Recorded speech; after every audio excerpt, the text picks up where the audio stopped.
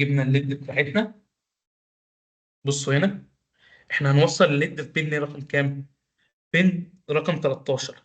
لو جيتوا بصيتوا وقربتوا هتلاقي رقم 13 من ضمن اهي موجوده جوه. تمام، هيبقى الموجب على ال 13 والايه والسالب هنا.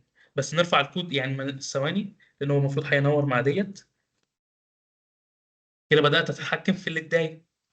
شايفين الكود؟ خلاني انا ابدا اتحكم في ارفع الكود تاني. بصوا ثواني، اللي اتضايق بدات بدات اتحكم فيها.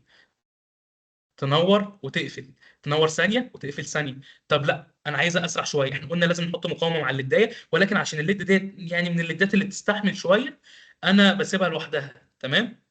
لو عايزين نعملها بسرعه، نقلل الديلي بتاعنا ونرفعه الكود تاني. بصوا هتلاقي الليدايه بتنور بسرعه وتقفل بسرعه. ثواني اهي، بصوا عملت ازاي. كده انا بدات اتحكم في الليدايه. طب عايزه، لا عايزه اسرع يا هندسه، هقلل الديلي بتاعي اهو. هقلل الديلي بتاعي، اخليه مثلا هنا اهو 50. 50 ملي ثانيه. بصوا هتلاقي اسرع من الاول اهي، اسرع من الاول. كده بدات اتحكم في الدقايق.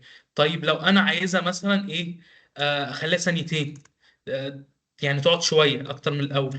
بدات اغير في الديلي بتاعي وارفع الكود. لا ثواني، دي كده 2000 مش عملناها 200.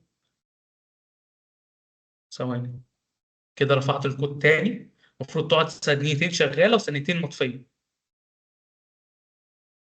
هي ثواني من هنا اهي، دي كده ثانيتين شغاله، ثانيتين مطفيه، ثانيتين شغاله، وهكذا. كده اول مشروع عملناه سوا، وهو اننا نتحكم في ليد. تمام.